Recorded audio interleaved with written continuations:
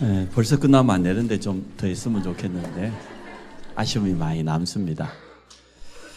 네, 날마다 우리 후대를 위해서 기도해야 되겠습니다만은 오늘은 특별히 우리 후대 렘넌트를 축복하고 기도하는 날 되기를 주의 이름으로 축복합니다. 성경에는 분명히 말하고 있습니다. 오늘 제가 렘넌트라고 하는 단어를 썼습니다만은 이사야서 6장 13절에는 구루터기라고 되어 있습니다. 밤나무 상수리가 배임을 당하여도 구루터기가 남아있는 것처럼 그 구루터기 거룩한 씨를 통해서 하나님은 새로 시작하겠다고 했습니다. 이 구루터기를 영어로 번역하니까 렘넌트가 된 거죠. 잘못 번역하면은 뭐 찌꺼기, 쓰레기 이렇게 말할 수 있지만 그게 아니고 나무가 아무리 배임을 당하여도 뿌리 생명이 살아있으면 거기서 구루터기를 통해서 새로운 줄기가 올라오고 또 새로운 열매가 맺고 새로운 응답이 시작된다는 겁니다. 좀 과하게 표현하면 우리 어른 세대, 기성세대가 다 배임을 당하고 다 무너져도 우리 후대 렘넌트에게 올바른 복음 전달하면 하나님은 새롭게 시작하시겠다는 겁니다. 우리 후대들을 통하여서 하나님 새로운 시작을 하실 줄로 믿습니다. 렘넌트를 위해서 정말로 축복하면서 중심을 담아서 기도하는 그런 날 되시기를 주의 이름으로 축복합니다.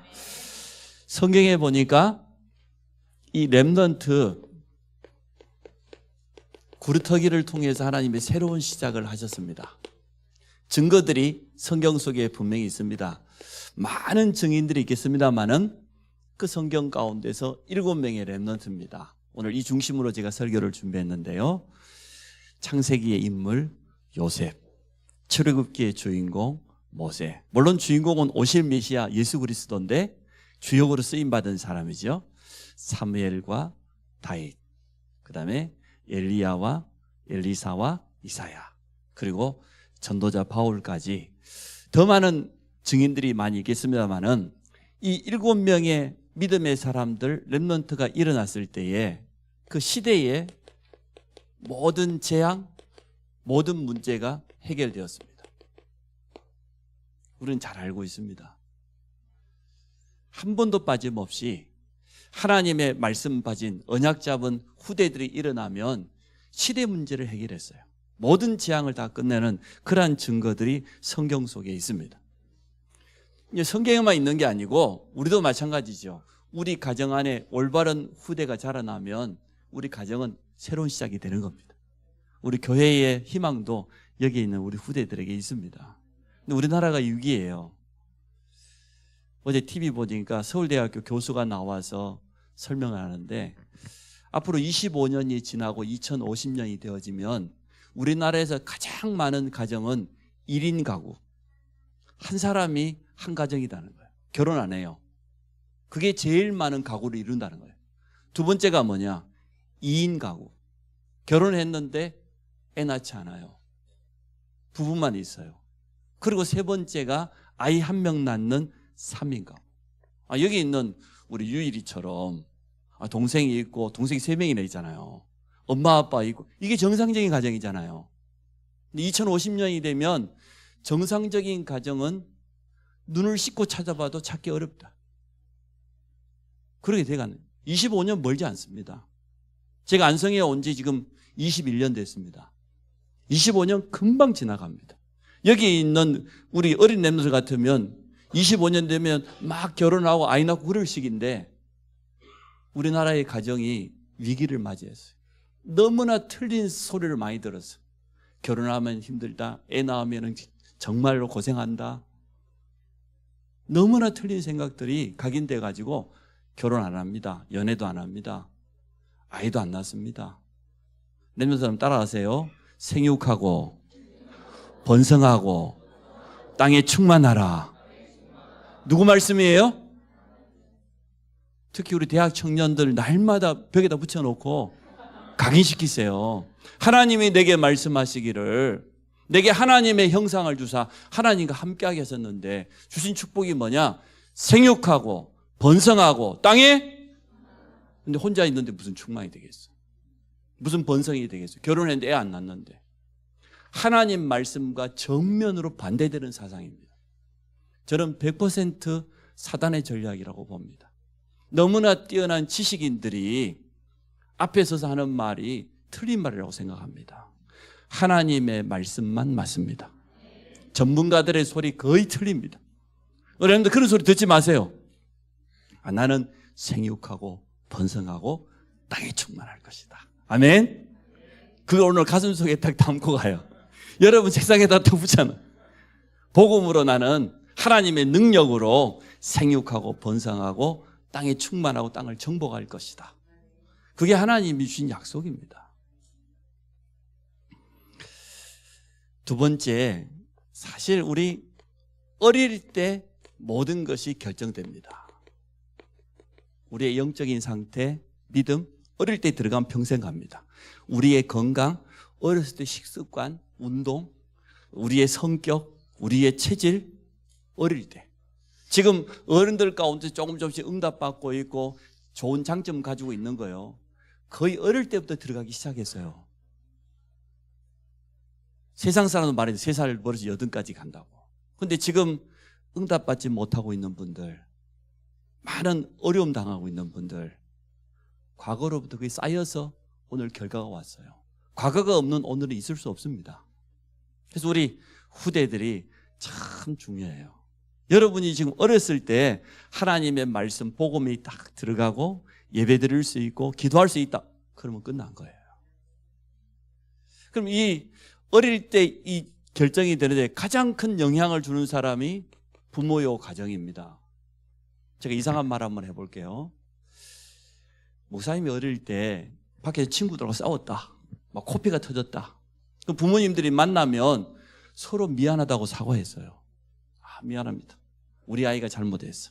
내가 우리 아이를 제대로 훈계하지 못해서. 요즘 부모는 그렇게 해요? 안 합니다. 분명히 잘못했는데도 잘못했단 말 안 합니다. 그리고 뭐라고 말하냐? 그렇게 말하면 우리 아이가 상처받는데 그렇게 말하지 말을래. 자존심이 무너진대. 실수를 사과하면 상처받습니까? 실수를 사과하면 자존심이 상합니까? 오늘 성시 읽었잖아요. 주의 교훈과 훈계대로. 하나님 말씀은 그렇게 말하고 있지 않아요. 실수를 인정하는 사람이 진짜 그때 많은 것을 배워요. 정말 큰 사람이 되는 거예요. 내가 실수하지 않았는데도 사과할 수 있다. 그건 어마어마한 용기가 필요한 거예요. 우리 자녀들을 그렇게 키워야 됩니다. 자녀를 키우는 부모님 생각 전부 바꾸세요. 성경 말씀하고 너무나 반대되는 것을 심어가지고 내 자녀가 실수했을 때 잡아주었다라고 하면 지금 성인이 되고 고생 안 할 건데 그때 제가 분명히 경고했어요. 그렇게 키우면 안 된다고. 근데 여전히 그렇게 키우더니 역시나 그 결과와 열매를 맺었어요. 성경은 그렇게 말하지 않습니다. 여기에 있는 우리 후대들은 전 세계 인터넷이 되고 막 경제활동이 왔다 갔다 하는 나라 237개 나라인데 그 237 나라와 5천 종족에 가서 복음 전하려고 하면 많은 사람과 함께 할 수 있어야 돼. 많은 사람을 이해하고 용서하고 배려하고 그게 237, 5천이 갈 수 있는 지도자예요. 자기밖에 모르고 자기가 실수했는데 사과할 줄도 모르고 그게 지도자 될 수 있습니까? 요즘 부모들은 그렇게 가르친다니까요. 여기 있는 우리 태영아 부모들도 그렇게 가르친 사람이 있어요. 아니요. 내가 실수하지 않았다라도 사과할 수 있어야 돼. 그 정도 그릇돼야 되고 그렇게 자녀를 가르쳐야 됩니다. 세상에서 어디서 엉뚱한 소리를 들어가지고 너무나 틀린 교육을 많이 해요. 저는 오늘 랩런트가 바뀌어야 된다고 생각하지 않아요. 부모가 바뀌어야 돼요. 오늘 성시 우리가 교독했잖아요. 하나님의 말씀대로 주의 교훈대로 훈계하라고. 그런데 그렇게 하지 않는다니까요. 세상 전문가들이 나와고 하는 소리 저는 싫어합니다. 그 뭐 어린이 전문가 나와서 무슨 시 정말 싫어합니다. 뭐 꼬투리라도 때리지 말았는데 아니요, 몽둥이로 때려야 돼요. 매를 들어야 될 때 들어야 돼. 그래서 오늘 성경 말씀이 자녀를 위해서 웃어라 그렇게 들고 나와야 되는데 너무나 미안하게도 오늘 제가 너희와 너희 자녀를 위해서 울어라. 그 말씀을 들고 나왔어요. 울지 않아요. 또 자녀들 후대에게 영향을 줄 수 있는 두 번째가 바로 교사인데, 특히 주일학교 교사입니다. 학교 선생님들은 말 못해요. 하도 요즘 부모들이 별나가지고 옳은 말 해도 쫓아오고 투서를 하고 좀 심하면 별의별 짓을 다 하니까 치맛바람을 날리고, 학교 선생님들이 공교육이 무너져. 스승의 은혜는 하늘 같아서 그렇게 우리 불렀는데 요즘 아이들이 그 노래 부를 수 있을까요? 천만의 말씀. 누가 그렇게 가르칩니까? 부모가 그렇게 가르쳐요. 가정에서부터 그렇게 틀게 가르쳐요. 선생님이 얼마나 귀한 분인데, 선생님 한번 제대로 만나면 인생이 바뀔 수 있는데 부모들이 그렇게 생각하지 않는다니까요. 부모의 잔소리를 들을 수 없고 학교 선생님의 훈계를 들을 수 없는 친구가 지도자가 될 수 있을까요? 지도자가 되었다 한들 많은 사람을 이끌어갈 수 있을까요? 절대 그럴 수 없어요. 오늘 바뀌어야 돼요. 오늘 제가 좋은 소리 하기 위해서 선 게 아닙니다. 우리가 바뀌어야 돼요. 우리가. 부모된 우리가 바뀌지 않으면 세상의 여론, 세상의 흐름에 그대로 우리 후대들은 달려갈 수밖에 없습니다. 주일학교 선생님들은 제가 책임질 테니까 할 말 다 하세요. 복음적으로, 성경적으로 훈계하고 지도하고 그렇게 하십시오. 부모가 무슨 말을 하든지.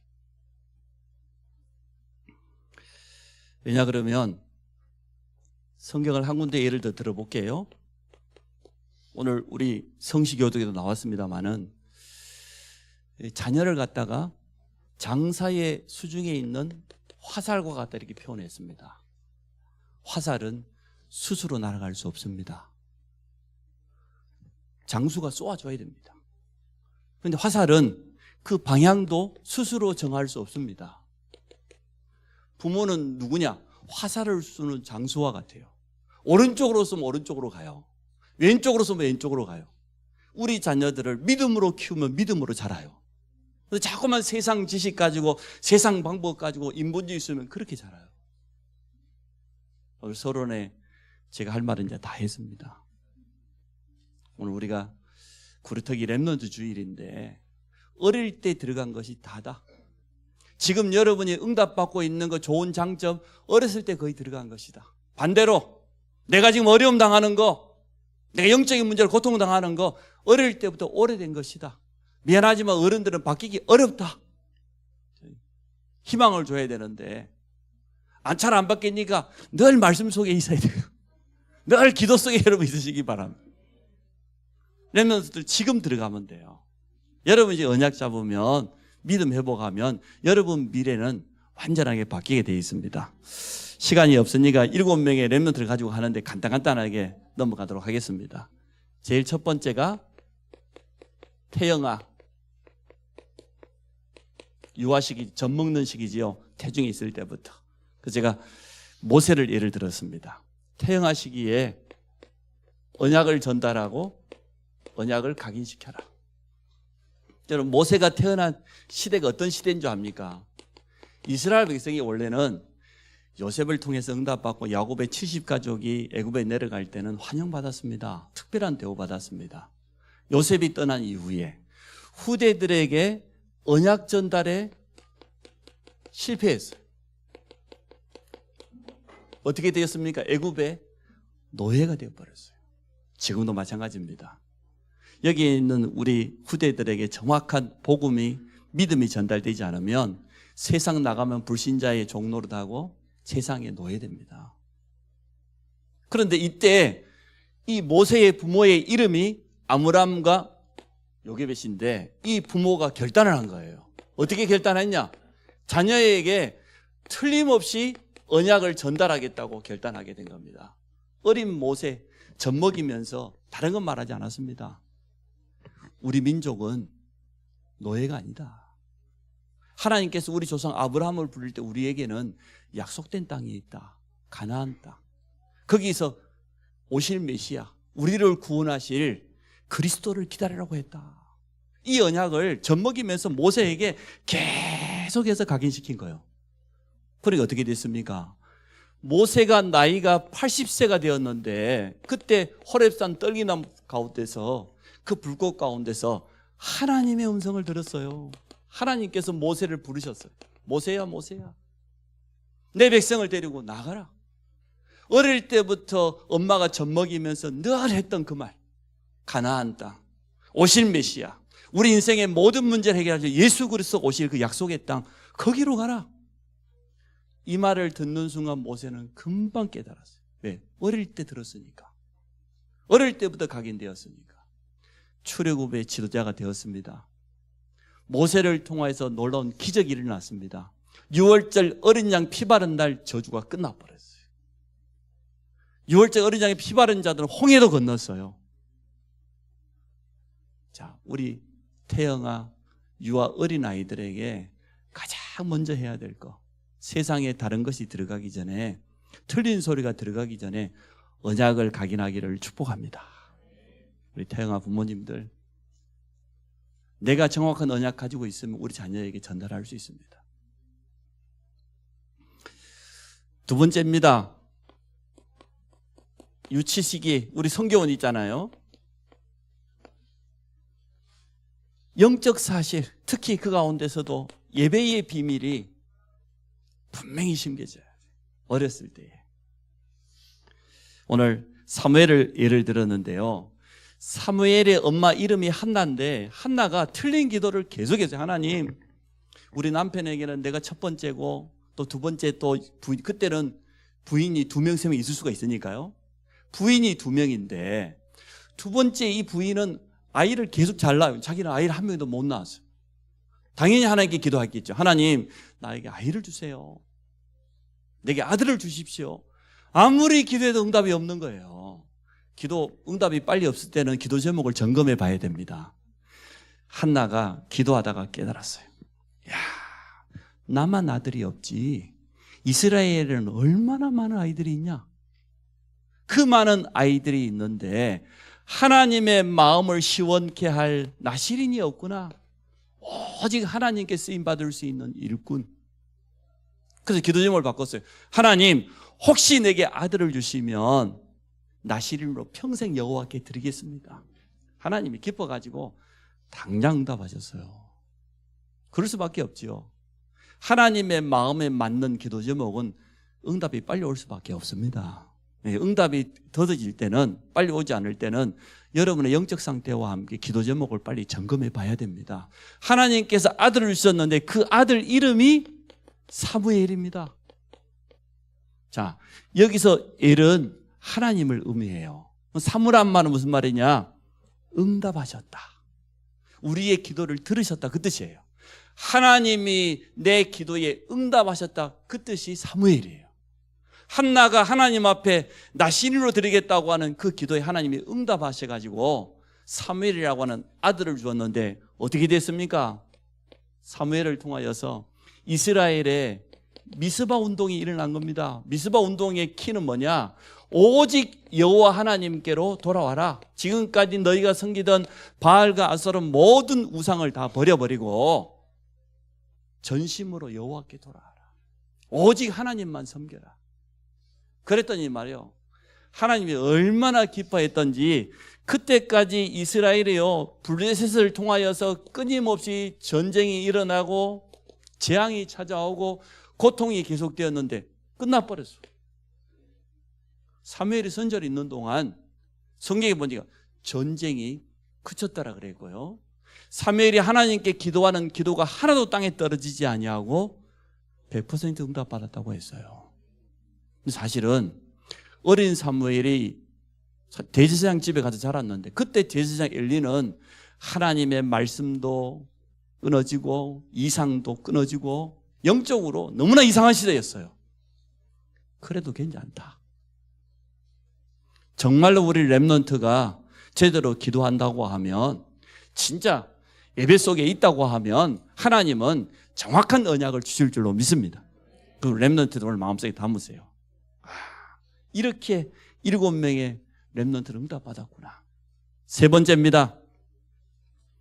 이제 어린이 시기입니다. 오늘 제가 다윗을 예로 들었는데요. 요셉과 다윗 참고 마시고요. 자, 요셉은 너무나 이상한 가정입니다. 아까 사무엘의 가정도 이상했지만 요셉의 아버지가 야곱입니다. 야곱이 아버지도 속이고 형도 속이고 인본주의 쓰다가 외삼촌 라반의 집에 가가지고 아내들 고생했어요. 하나님이 태중에 있을 때부터 이미 언약을 주셨기 때문에 그의 엄마가 정확하게 전달했어야 돼요. 리브가가 하나님이 너를 태중에서 선택했다. 인본주의 쓸 필요 없다. 아버지 속일 필요 없다. 형 속일 필요 없다. 이렇게 가르쳐야 되는데 엄마가 안 했다니까. 엄마가 얼마나 중요한지 몰라 지금. 아빠들은 뭐 해야 되지만 주로 뭐 밖에 나가 있다 보니까 그럴 기회가 부족하잖아요. 옆 사람 축복합시다. 엄마들이 정신 차립시다. 제발 좀. 네. 집안의 기둥은 아빠가 아니에요. 엄마예요. 유대인들은 모든 족보가 목의 중심으로 흘러갑니다. 그만큼 엄마 교육이, 가정 교육이 중요하다는 거예요. 오직하면 아이가 성인이 될 때까지, 만 14살 될 때까지 아빠들은 저녁 식사를 밖에서 못 해요. 집에 와서 아이와 식탁을 같이 해야 되고 식탁에서 교육해야 되기 때문에 그 정도로 중요하게 생각하거든요. 리브가가 너무 실수했어요. 그건 사랑이 아니에요.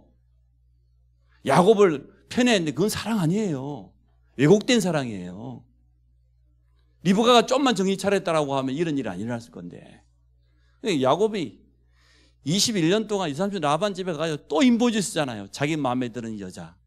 여러분, 하나님의 마음에 드는 배우자를 만나야지. 여러분 마음에 드는 배우자 만나면은 그렇습니다. 물론 하나님 마음에도 들고 여러분 마음에도 들고 얼마나 좋겠어요. 물어봅시다. 하나님 마음에 드는 배우자를 만났습니까? 지 좋아하는 사람 만나놓고 말이에요. 거의 그래서 고생했잖아요. 지금이라도 뭐 정신 차렸으니까 참 감사하지. 자, 너무나 이상한 가정. 야곱이요, 아내가 4명이요. 아들이 12명 아닙니까? 딸도 있고. 형들이 이보형이다 보니까 요셉을 얼마나 괴롭혔습니까? 여러분, 가정 문제 있어요. 목사님 가정에도 그랬어요. 우리 목사님 가정은 늘 가난하고 불치병이 떠나가지 않았어요. 옛날에 암은 치료할 수 없었는데 뭐 작은아버지 2분, 뭐 가족들 암으로, 질병으로 계속 쓰러져 돌아갔어요. 가정 문제 있어요. 저희 부모님은 싸우는데 전문성이 있었어요. 아니 어쩌다가 우리 엄마 아빠가 한 석 달에 한 번 싸웠다 이해가 되잖아요. 석 달에 한 번 안 싸워. 그럼 얼마나 많이 싸웠겠어요. 본격적으로 막 밥통이 날아다니고 막 이불이 막 날아다니고 막 1차, 2차 세계대전이 멀리 있는 게 아니야. 근데 창피해서 친구들 보기 부끄러워가지고 학교 마치면 내 학교 남아있다 숨어있다 왔다니까. 너무 뭐 섬이니까 같은 마음 친구들이 다 알잖아요. 대희 엄마 아빠는 날마다 싸운다더라. 소리 지르면 싸우니까 소문이 안 날 수가 없어요. 얼마나 창피해. 가정 문제는 렘넌트가 새로운 시작해야 돼요. 그래서 제가 요즘 안 싸운다 아닙니까? 웬만하면 참고. 우리 가정이 얼마나 가난했던지 말이에요. 경제 때문에 얼마나 어려움 당했던지. 제가요, 저 부채 있는 거 싹 정리했어요. 깨끗하게. 자산 없어도 된다. 어차피 목회자에게는 돈이 왔다가 거쳤다가 지나가는 거지, 목회자에게 물질이, 권력이 머물러 있으면 썩어요. 부패예요. 저는 생각이 그렇습니다. 사례비 받는 거 하나님께 마음껏 헌금하고, 성도들 도울 일 있으면 돕고, 누가 도움 달라고 하면 무조건 저는 줍니다. 안 물어보고 줍니다. 그리고 우리 집사람이 나보고 그래, 당신을 사람들이 다 호구로 알고 있는가 봐. 그래. 내가 어제 밤에 말해, 내가 호구야. 목회자에게는 머물러 있으면 안 돼요. 뭔가 머물러 있으면 반드시 부패하거든요. 저는 욕심이 없습니다. 그 뭐 제가 통장 숨겨놓은 거 있냐? 없어요. 그래서 우리 가정의 문제를 저는 발판으로 삼고 새로운 시작을 했어요. 그래 얼마나 감사한지. 이제 렘넌트들 우리 부모님에게 경제적 어려움이 있고 우리 가족 중에 아픈 사람이 있고 어려움이 있다고 하면 여러분 그거 가지고 도전해야 돼요. 그거 가지고 기도해야 되지. 거기에 속아버리면 안 됩니다. 요셉이 얼마나 제대로 했던지 애굽의 총리가 되었습니다. 7년 흉년 세 개의 재앙을 다 막아버렸어요. 보세요. 렘넌트 보세요. 렘넌트가 핸드폰 올린 거는 괜찮아요. 제가 용서해 줍니다. 자, 두 번째 기도의 비밀을 가진 요셉이 받은 응답이지요. 다윗이 하나님이 주신 달란트를 어렸을 때부터 발견했습니다. 혼자 양치기 하면서 얼마나 기도했던지 찬양하면서. 하나님은 다윗을 어떻게 축복했습니까? 달란트가 발견되었을 뿐만 아니라 너무너무 귀하게 쓰임받았습니다.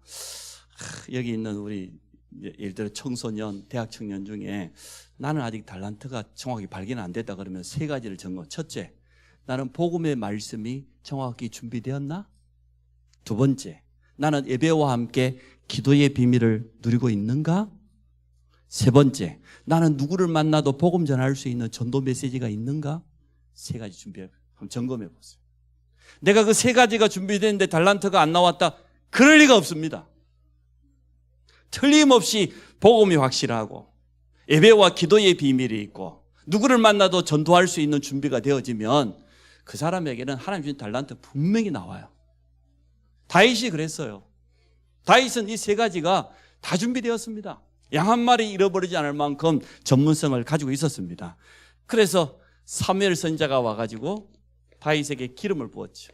너는 이스라엘의 두 번째 왕이 될 거야. 그리고 왕이 되거든 언약궤를 모실 수 있는 성전 지을 준비를 해라. 정확한 언약이 전달되었습니다. 이때부터 다윗은 얼마나 기도했던지요. 이 응답을 그대로 받았어요. 이스라엘 최고의 왕이. 지금도 이스라엘 국기에 보면은 육각형 별 하나 딱 그려져 있어요. 그 육각형 별이 누구의 별인 줄 압니까? 다윗의 별이에요. 유대인들이 가장 지금도 존경하는 사람은 누구냐? 다윗. 이스라엘 역사 가운데 가장 많은 응답받은 사람이 누구냐? 솔로몬이 아니에요. 다윗이요. 1,000망대를 세워서 나라를 든든히 세우고 성전 지을 수 있는 모든 준비를 다 했습니다. 그래서 바울이 다윗을 뭐라고 설명했습니까? 하나님의 마음에 합한 자, 하나님의 마음에 쏙 드는 자. 렘넌트끼리 서로 축복해 봅시다. 너는 하나님의 마음에 쏙 드는 자가 되어라. 하나님의 마음을 감동시킬 수 있는 그런 렘넌트가 되어야 돼요. 가정 문제는 뭐냐? 새로운 시작이다. 도전해야 된다. 정말로 우리가 복음으로 올바른 기도로 전도로 준비되어 있으면 하나님 주신 달란트 나온다. 그거 가지고 우리는 세계 복음을 하는 겁니다. 네 번째입니다. 청소년 시기는 어떻게 해야 됩니까? 우리 중고등부 있는데요. 제가 잘못 써놨습니다. 이사야라고 할게요. 이사야와 또 누굽니까? 다니엘이라고 했는데 엘리사라고 해볼게요. 청소년 시기에는 뭐 해야 되냐? 사명을 올바로 발견해야 됩니다. 엘리야가 하나님께 부름받을 때 이미 응답받은 자리에 있었습니다. 아벨 모홀라가 엘리사의 고향인데 선지자 엘리야가 찾아왔단 말이에요. 찾아가 보니까 엘리사가 뭐 했습니까? 12결의의 소를 가지고 농사를 지었어요. 한 결의가 소 2마리예요. 땅이 너무 척박하기 때문에 이스라엘은 소 2마리로 쟁기 하나를 끄는데 12결의 같으면 24마리의 소를 가지고 지금 요즘 말하면 12대의 트랙터를 가지고 농사를 짓는 성공자였어요. 엘리야가 와서 뭐라고 합니까? 겉옷을 벗어 던지는 거예요. 그때의 옷은 신분을 상징해요. 엘리야라고 하는 선지자가 자기가 가지고 있던 이 선지자의 겉옷을 벗어 던졌어. 엘리사에게. 쉽게 말하면 네가 이 선자의 직분을 이어가라 그 말이거든요. 그랬더니 그 많은 농사가 있는데 엘리사가 어떻게 했습니까? 농사 다 버려두고 쟁기도 불태워버리고 다시는 돌아갈 것 아니니까 나는 이제 하나님 앞에 선지자로 부름받았으니까 사명을 받았으니까 100% 순종했어요. 이사야 여러분 잘 알지요? 이사야서의 6장에 보니까 눈을 떠하고 보니까 보좌 위에 높이 올린 보좌 위에 여호와께서 앉아 계시는데 그 옷자락이 성전에 가득하고 천사가 나타나가지고 6날개를 가지고 2날개로는 눈을 가리고 2날개는 북군의 발을 가리고 나머지 2날개로 날면서 뭐라고 했습니까? 거룩하다, 거룩하다. 여호와 하나님을 찬양한 거예요. 이사야가 지금 하나님을 만난 겁니다. 이사야가 뭐라고 했습니까? 화로다, 내가 망하게 되었도다. 죄인이 하나님 만나면 죽어요. 내가 죄인인데 하나님 얼굴을 배웠어. 하나님의 영광을 내가 대면했어. 내가 이제 망하게 되었다, 죽게 되었다 그래요. 성전 숯불로 정결케 하고 뭐라고 합니까? 하나님이 하나님의 탄식을 드렸어요. 내가 누구를 보내며 누가 우리를 위하여 갈고. 저 현장에 가서 누군가가 복음을 전해야 되는데 그때 이사야가 대답한 적 있지 않습니까? 내가 여기 있나이다, 나를 보내소서. 이게 우리 후대 렘넌트들의 자세입니다. 하나님께서 보내신다고 하면 어디든지 간다. 목사님 20년 전에 교회 개척할 때 안성이 어디 있는지도 몰랐다니까. 안성이 충청도인지 뭐 경기도인지도 몰랐어요. 근데 하나님이 보내시면 나는 간다. 그게 첫 번째 기도죠. 그랬더니 여기로 인도받아서 여러분 만났어요. 자, 빠르게 넘어갑니다. 5번째, 우리 대학 청년 시기 이제 전도자의 삶을 준비해야 됩니다. 바울처럼. 에어컨을 좀 틀어주세요. 아니, 이 바울이 그리스도를 만나기 전에는 종교인이었습니다. 답이 없어요. 초대교회를 핍박하고 다메섹 도성에 많은 기독교인이 있다는 소식을 듣고 잡아 죽이려고 잡으러 가는데 가는 도중에 부활하신 그리스도께서 찾아오신 거예요. 부활하신 그리스도. 사울아, 사울아, 네가 어찌하여 나를 핍박하느냐? 사도행전 9장에 나와 있잖아요. 밝은 빛이 비치는데 막 눈이 어두워져 버렸어. 거기서 부활하신 그리스도의 음성이 들려오는 거예요. 주여, 니시오니까 나는 내가 핍박하는 예수다. 예수는 그러면 부활했단 말 아니야. 스데반이 돌에 맞아 죽으면서 설명했던 대로, 전파했던 대로 예수가 우리가 기다리던 메시아 그리스도가 맞다는 거잖아. 그리스도가 맞다는 증거로 죽음에서 부활하셨어요. 우리 인생 문제를 해결했어요. 여기서 바울은 인생의 모든 해답을 다 얻었어요. 부활하신 그리스도를 만나고. 여기서 시작이죠. 사명을 주었습니다. 사도행전 9장 15절에 보니까 예수님이 직접 내 이름을 이방인과 임금들과 이스라엘 자손에게 전하기에 택한 그릇이다. 분명한 사명을 받았어요. 그래서 안디옥 교회의 바나바와 함께 1년 동안 일꾼을 키우고 처음으로 선교사로 파송되었어요. 바울이 가는 곳마다 놀라운 일이 일어났습니다. 가는 곳마다 제자가 일어났어요. 빌립보의 루디아, 데살로니가의 야손, 고린도의 브리스가 부부. 가는 데마다. 나중에는 어떻게 됐습니까? 로마서 16장에 귀한 일꾼들 한 명 한 명 설명했잖아요.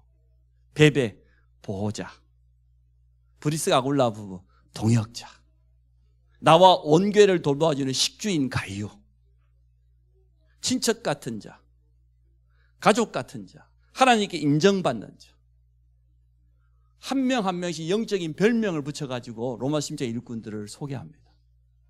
이들과 함께 결국은 250년 만에 로마가 복음화되었어요. 로마 복음화가 되었는데 이 로마 복음화에 쓰임받은 가장 중요한 일꾼이 누구냐? 렘넌트. 후대들이 나중에는, 처음에는 그 부모들은, 그 조상들은 전부 로마 귀족들의 노예로 들어갔어요. 하인으로 들어갔는데 자라나는 후대들이 전부 응답받아요. 나중에 보니까 로마의 가장 중추적인 자리에, 중요한 위치에 전부 응답받아요. 나중에 콘스탄 황제가 눈 뜨고 보니까요, 똑똑한 신하는 전부 기독교인이야. 자기만 몰랐어. 313년을 어떻게 됐습니까? 기독교 핍박이 멈춰버렸어요. 나중에는 로마가 어떻게 합니까? 기독교를 로마의 국교로 만들어버렸잖아요. 우리 후대 렘넌트를 통해서 하나님은 237, 5천 종족을 살릴 줄로 믿습니다. 우리 렘넌트랑 함께 예배드리니까 목사님 설교를 길게 설명할 수가 없어요. 그래서 제가 오늘 여기서 끝내려고 합니다. 자, 오늘 본문을 한번 돌아가 볼까요? 누가복음 23장 28절 다시 한번 읽어봅시다. 시작. 예수께서 돌이켜 그들을 향하여 이르시되 예루살렘의 딸들아 나를 위하여 울지 말고 너희와 너희 자녀를 위하여 울라.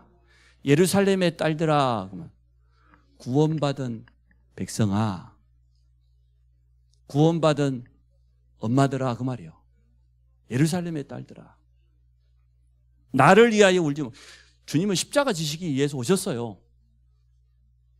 너희와 너희 자녀를 위해서 울어라. 자녀들을 위해서 어떤 눈물을 가지고 있냔 말이에요. 내 자녀가 아프다? 안 울 부모가 어디 있겠어요? 다 울지. 내 자녀가 잘못된 길을 갔다? 다 울겠지.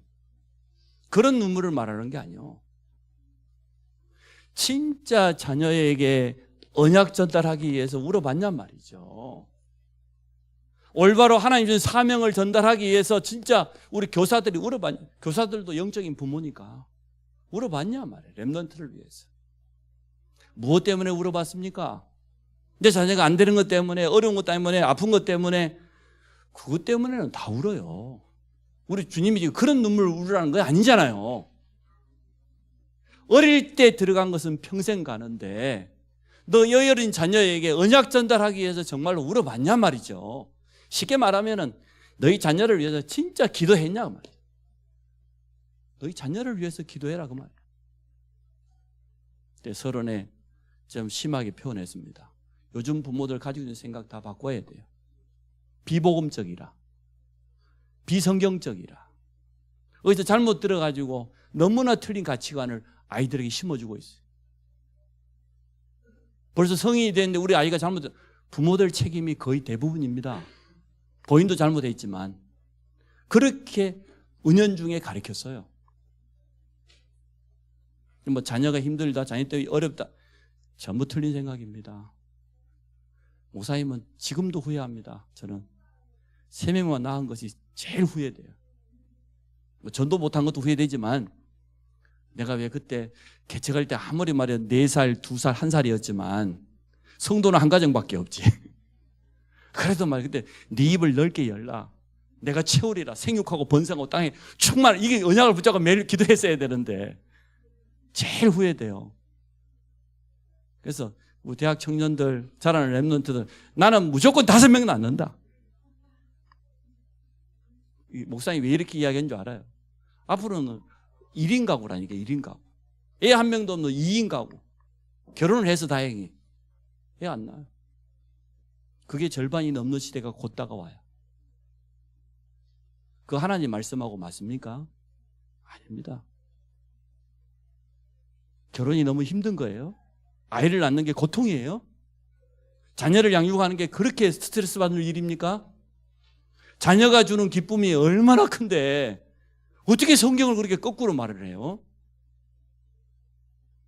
그런 소리 절대 듣지 마요. 오늘 이것만 들으시기 바랍니다. 태영아, 유아 때 언약 전달해요. 어렸을 때 영적인 사실, 예배의 비밀을 심어야 된다. 하나님 주신 기도의 비밀을 가지고 있으면 달란트 나온다. 틀림없이. 승리하게 돼. 사명 가지고 이제는 전도자의 삶을 사는 우리 모든 렘넌트가 될 줄로 믿습니다. 진짜 렘넌트를 도울 수 있는 첫째가 부모입니다. 그리고 주일학교 교사입니다. 우리 교회는 그래서 좀 부족하지만, 환경도 열악하지만 우리 후대들에게 올바른 믿음 전달하는 것을 목표로 삼을 겁니다. 우리 교회의 미래가 여기 있는 후대들에게 있습니다. 오늘 올바른 기도 제목 가지고 새롭게 도전하기를 주의 이름으로 축복합니다. 우리 같이 한번 기도합시다. 부모된 내가 먼저 바뀌게 하시고, 또 영적인 부모인 교사가 먼저 오늘 언약을 붙잡게 하시고, 여기 있는 우리 후대들도 우리의 가정 문제가 아니다. 내가 정말 언약 제대로 붙잡고 달란트 발견하고 도전하면 하나님은 축복하실 것이다. 언약 잡고 우리 30초만 한번 같이 한번 기도하도록 하겠습니다. 살아계신 하나님, 오늘 우리 주님이 우리에게 말씀하고 있는 것처럼 우리 자신과 우리 후대를 위해서 기도하며 또 언약을 전달하는 귀한 사명 감당하도록 축복하여 주옵소서. 렘넌트 주의를 보내면서 우리 후대 이전에 여기 있는 부모들의 생각이 복음적으로 믿음으로 바뀌게 하시고 또 먼저 언약 잡은 우리 교사들, 우리 중직자 귀한 일꾼들의 생각들이 바뀌게 하여 주옵소서. 후대에게 정확한 복음이 전달되어지고 믿음이 심겨진다고 하면 마지막 때 다가오는 모든 시대의 재앙을 막으며 하나님의 영광을 드러내게 될 줄로 믿습니다. 이 자리에 함께 드리는 우리 모든 렘넌트들이 오늘 정확한 언약을 붙잡게 하여 주시고 믿음으로 기도로 새롭게 도전하도록 축복하여 주옵소서. 렘넌트들의 모든 걸음걸음을 하나님께서 책임지고 인도하실 줄로 믿습니다. 예수 그리스도 이름으로 기도합니다.